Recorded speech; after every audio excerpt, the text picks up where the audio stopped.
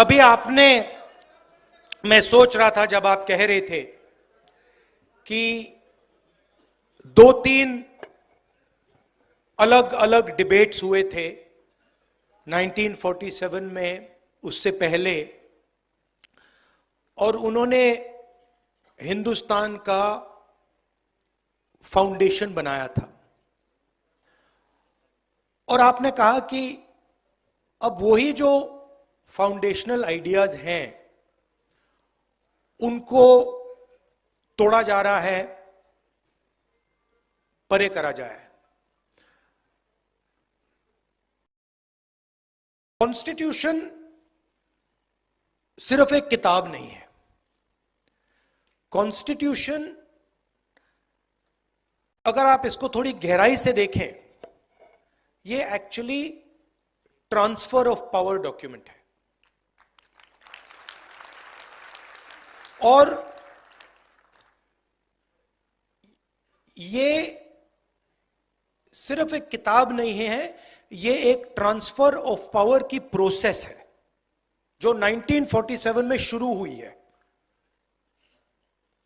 अब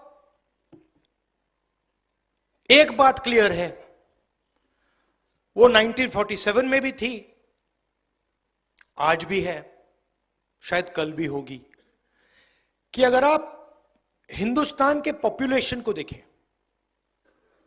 सर्वे करें, तो आपको पता लगेगा कि तकरीबन 90% पॉपुलेशन दलित, आदिवासी, ओबीसी, माइनॉरिटी, ये फैक्ट है, इसको कॉन्टेस्ट नहीं किया जा सकता।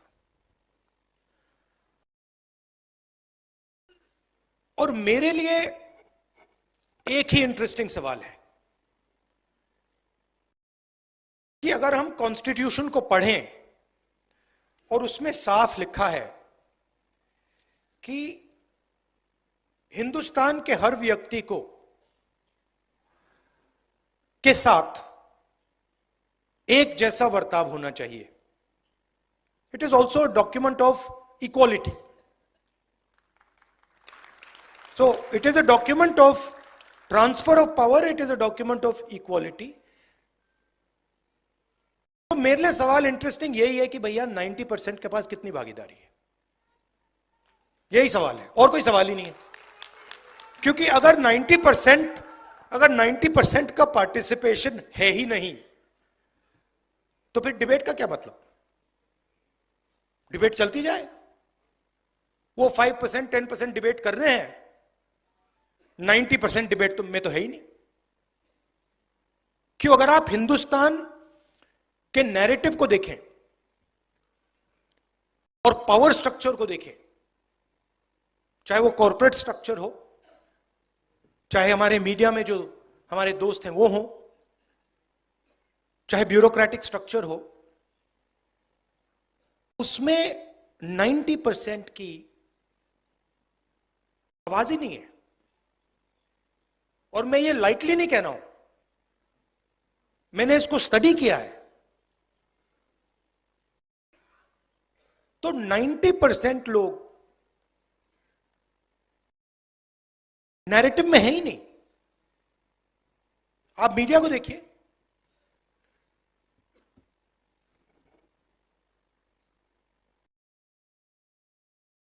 किसान के भी आपने कभी बात देखी है मीडिया में? कभी देखी आपने? बढ़ाई की देखी? मजदूर की देखी? नाई की देखी? जो सफाई कर्मचारी हैं उनकी बात देखी? नेवर। मतलब ऐसा चल रहा है कि ये 90% है ही नहीं। अब इसका आइडिया था कि ये जो 90% हैं, ये डिबेट में शामिल हो, इनको डिबेट के औजार मिले, इनको भागीदारी मिले, इनको पार्टिसिपेशन मिले। अब मान लीजिए यहां पे हम 10 लोग बैठे हैं और मैं माइक लिया हूं और मैं भाषण कर रहा हूं और उनको माइक ही नहीं मिलता है, तो डिबेट किस बात की हो रही है?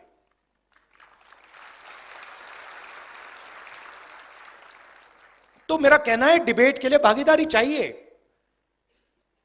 पॉलिटिकल पार्टिसिपेशन चाहिए। अब आप इंटरेस्टिंग चीज नोट कीजिए, 2 चीफ मिनिस्टर अरेस्ट हुए, 2 हुए। आदिवासी चीफ मिनिस्टर अभी भी अंदर है। अजीब सी बात है, इंटरेस्टिंग बात है। 2 चीफ मिनिस्टर है, मतलब 2 स्टेट्स ने इन लोगों को इलेक्ट किया है, और आदिवासी चीफ मिनिस्टर पहले जेल गया और आज तक नहीं निकला। और नेशनल मीडिया उसको भूल गए। नेशनल मीडिया सोरेन जी के बारे में बात ही नहीं करती, जैसे वो थे ही नहीं, है ही नहीं।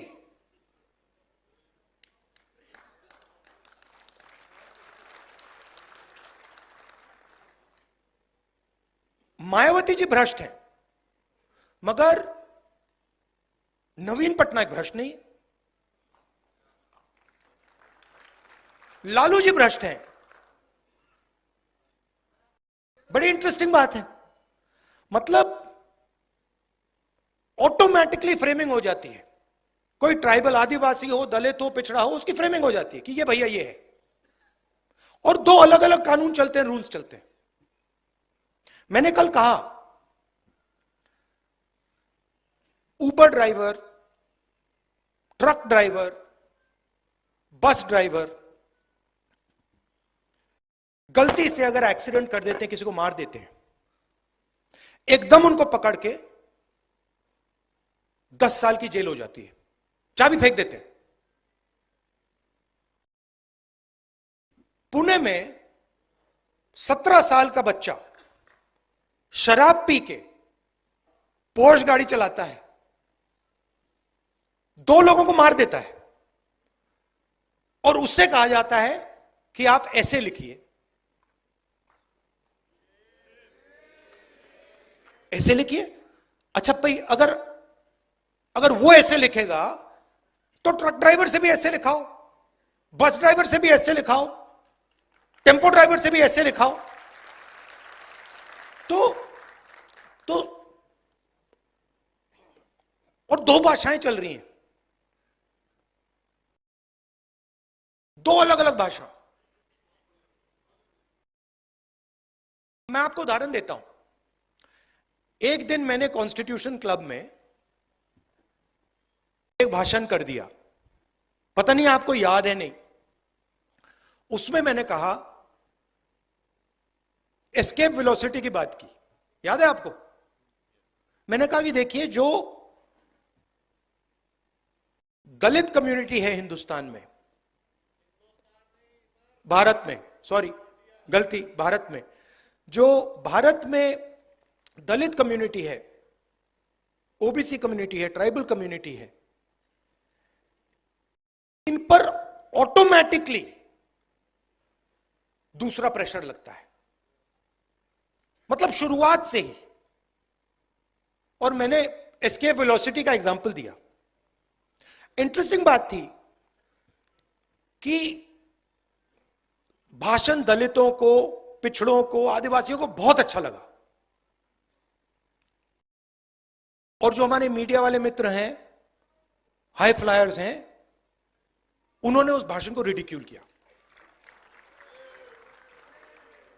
और जब से मैं छोटा था, देखिए एक बात,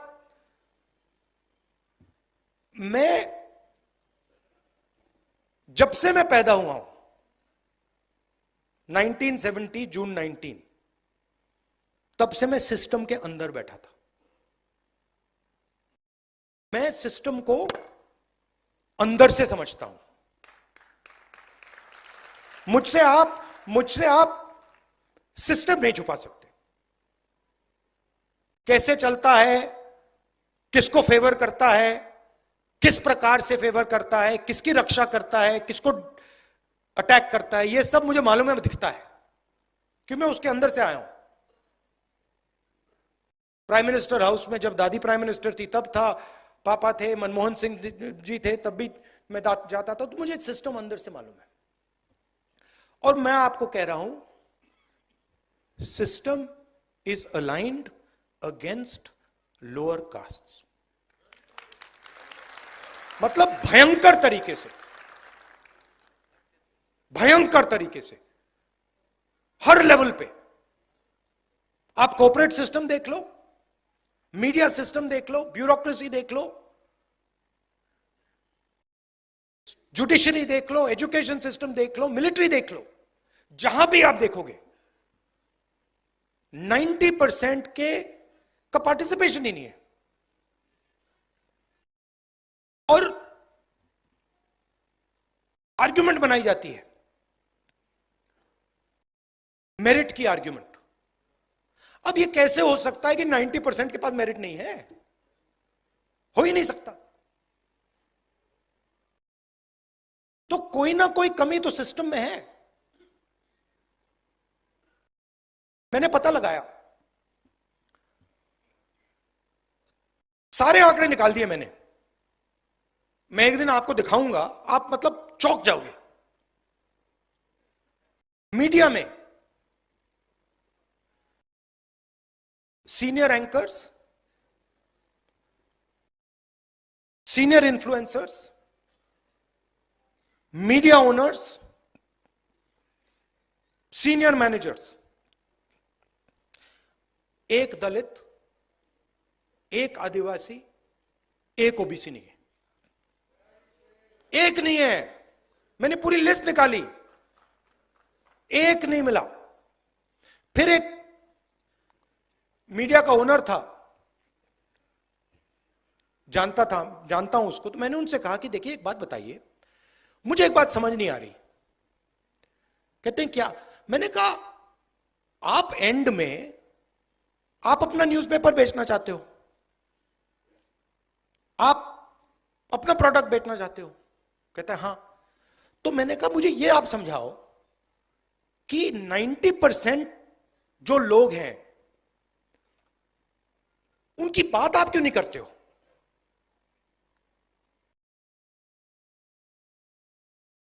चुप हो गया। फिर मैंने कहा आप मेरे लिए एक काम कीजिए, आप जाके पता लगाइए कि आपके न्यूज़पेपर में जर्नलिस्ट्स, ये बाकी लोग ओबीसी कम्युनिटी, दलित कम्युनिटी के कितने हैं?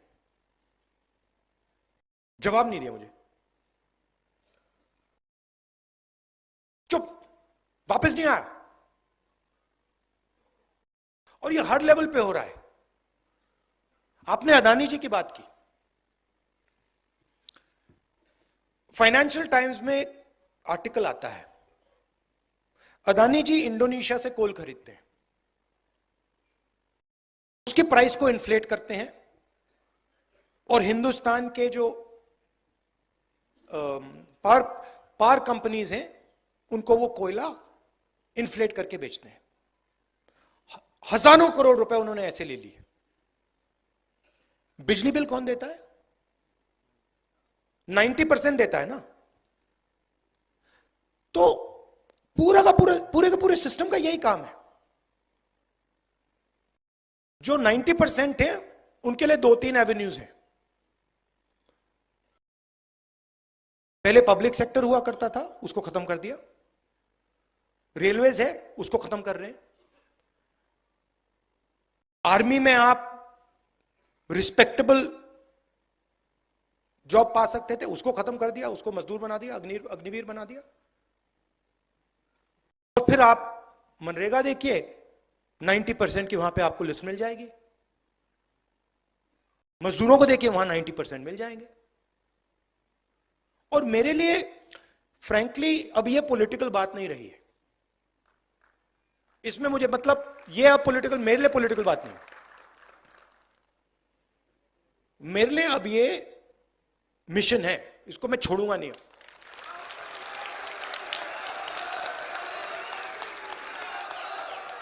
क्योंकि अगर हम भारत की बात करें, अगर हम भारत की बात करें और उसमें 90% की बात ही नहीं चल रही है, 90% को भागीदारी नहीं मिल रही है, तो ये कैसा भारत है? तो ये वही भारत है महाराजाओं वाला, पुराना वाला, राजा महाराजा वाला, जिसमें मतलब एक दो व्यक्ति पूरा का पूरा सब डिसीजन ले लेंगे, जिसकी जमीन हड़पनी है हड़प लेंगे, जो भी करना करेंगे, उसके खिलाफ तो हम लड़े, यही तो है वो। अब इंटरेस्टिंग बात है कि बीजेपी और आरएसएस सोच रहे हैं, उनकी कॉन्फिडेंस लेवल देखकर, कि वो ये लड़ाई जीत गए, मगर उनको ये बात समझ नहीं आ रही है कि एक्चुअली वो लड़ाई अभी अभी हारने वाले हैं, और जितना जितना ये इसको पीछे ले गए हैं, उससे 10 गुना ये आगे जाने वाला है, और इसको कोई रोक नहीं सकता है,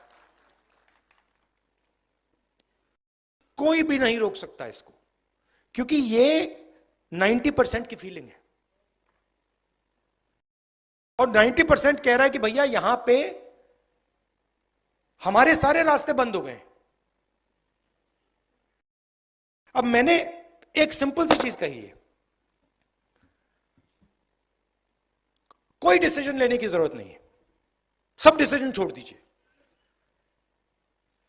सबसे पहले डायग्नोसिस करते हैं। कॉन्स्टिट्यूशन में लिखा है कि हिंदुस्तान सबका होना चाहिए, इसमें सबकी भागीदारी होनी चाहिए, सबका रोल होना चाहिए, एजुकेशन सिस्टम में पार्टिसिपेशन सब कम्युनिटीज का होना चाहिए, मेडिकल सिस्टम में होना चाहिए, इकोनॉमिक सिस्टम में होना चाहिए, मिलिट्री सिस्टम में होना चाहिए, जुडिशियल सिस्टम में होना चाहिए, ये कहता है। और मैं ये कह रहा हूं कि ये असेस करते हैं, अब 70-80 साल हो गए, सिंपल है, 3 चीजें करनी है। सबसे पहले यह पता लगाना है किसकी किसकी कितनी आबादी है, जाति जनगणना, कि सचमुच में ओबीसी 50% है या 55 है या 60 है या 40 है, दलित 15 है या 20 है, आदिवासी कितना है, माइनॉरिटी कितना है, गरीब जनरल कास्ट कितना है, यह पता लगाना है सबसे पहले। दूसरी बात डीएनटी, दूसरी बात जो हमारी सारी की सारी संस्थाएं हैं, जुडिशरी हो, प्रेस हो, मीडिया हो, सारी की सारी संस्थाएं, उसमें हमें एक सर्वे करना है कि 90% के पास इन संस्थाओं में कितना पावर है, कितनी भागीदारी है, और इन 90% के लोग कहां हैं, किस पोजीशन पे हैं और कितने हैं।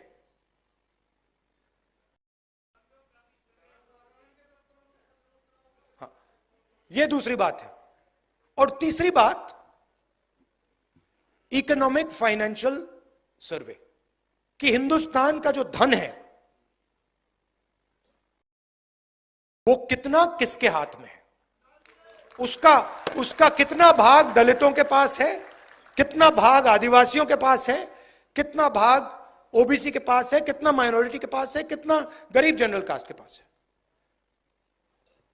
और हमारी सरकार आएगी तो मेरी पहली प्रायोरिटी ये 3 काम होंगे। और डायग्नोस्टिक के बाद ऑटोमेटिकली सबको पता लग जाएगा कि देश की हालत क्या है, प्रगति, सच्ची प्रगति कितनी हुई है। देखिए, अगर आपने 1% लोगों को, हिंदुस्तान की प्रगति की बात होती है, अगर आपने 1% लोगों को हिंदुस्तान का 40% धन पकड़ा दिया, तो ये कौन सी प्रगति है? ये तो हम वापस महाराजा वाले सिस्टम में पहुंच गए।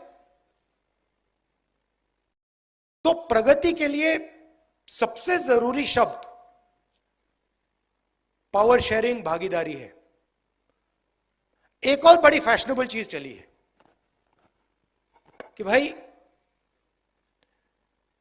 मोदी जी बहुत कहते हैं हमने ओबीसी को, दलित को इज्जत दी। देखिए, इज्जत आप दे रहे हो, हमें इज्जत नहीं चाहिए, हमें पावर शेयरिंग चाहिए। आप अपनी इज्जत रखिए, आप अपनी इज्जत रखिए। जिस दिन दलितों को, आदिवासियों को, पिछड़ों को पावर शेयरिंग में जगह मिल गई तो इज्जत अपने आप मिल जाएगी, आपकी कोई जरूरत ही नहीं। तो ये आइडिया कि ऊपर से इज्जत दी जाएगी, अमीर लोग गरीबों को इज्जत देंगे, ना, कोई जरूरत नहीं है। आप अपनी इज्जत रखिए, उठा के रखिए अपनी इज्जत, हमें नहीं चाहिए। हमें पावर शेयरिंग चाहिए, हमें इंस्टीट्यूशन में जगह चाहिए, और हमें डायग्नोसिस चाहिए कि ये हिंदुस्तान की सच्चाई है। आज ये सच्चाई है, 70 साल पहले वो सच्चाई थी, आज ये सच्चाई है, और सच्चाई के बल पर हम आगे जा पाएंगे। तो ये मैं आपसे कहना चाहता था। और ये आजकल फैशन चला हुआ है, मोदी जी के लोग कह रहे हैं कि भैया हम इसको बदल देंगे, ये इसको हम चेंज कर देंगे, इसको फेंक देंगे, इसको फाड़ देंगे। ये आप लोग ये सपना मत देखिए, आपकी बस की नहीं है। इसको कोई छू नहीं सकता है, कोई शक्ति नहीं छू सकती है, और जो छुएगा उसका मुकाबला हम सब करेंगे। ये और ये जो है ना किताब, ये एक और बात इसके बारे में कहना चाहता हूं। ये लोग कहते हैं कि ये किताब इंडिपेंडेंस के टाइम बनी है, ये गलत है। ये किताब बहुत पहले बनी थी, इसको इस फॉन्ट में नहीं रखा गया था। मगर अगर आप गुरु नानक जी से बात करते तो वो भी कॉन्स्टिट्यूशन की ही बात कर रहे थे। अगर आप बुद्धा से बात करते तो वो भी कॉन्स्टिट्यूशन की बात कर रहे थे। नारायण गुरु जी के बात कीजिए, बसवना से बात कीजिए, अंबेडकर जी से बात कीजिए, फूले जी से बात कीजिए, सब के सब बेसिक प्रिंसिपल्स इसी किताब के थे। तो हम 50 साल पुरानी लड़ाई नहीं लड़ रहे हैं, हम हजारों साल पुरानी लड़ाई लड़ रहे हैं। और अगर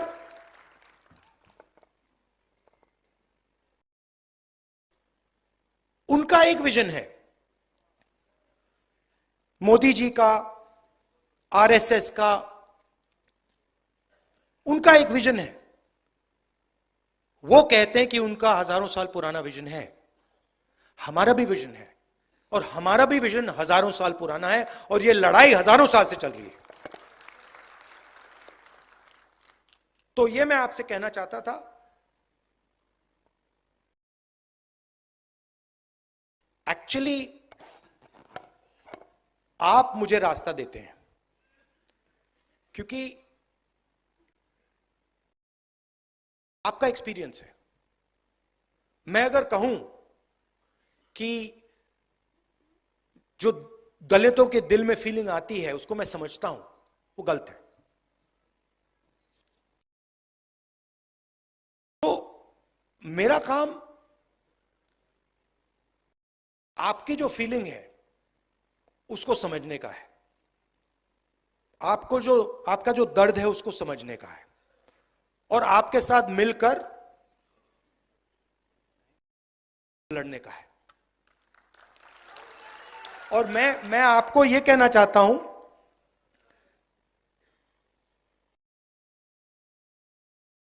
कि अभी इंटरेस्टिंग टाइम शुरू हो रहा है। मैं बता रहा हूं, ये इनको बात समझ नहीं आ रही है, बट जैसे वेव ऊपर बढ़ती जाती है ना, फिर गिरती है। ये बीजेपी का अब अंत आ रहा है, ये अंत आ रहा है, ये गिरेगी अब। और हमारा काम, हम सबका काम सीरियसली एक विजन बनाने का है, अगले 10 साल का, अगले 20 साल का भारत के लिए 90% का भागीदारी का विजन बनाने का है, शांति से, प्यार से, बिना नफरत, बिना गुस्सा, कि भैया ये हमारा प्लान है, इससे हम हिंदुस्तान के ज्यादा से ज्यादा लोगों को इस भारत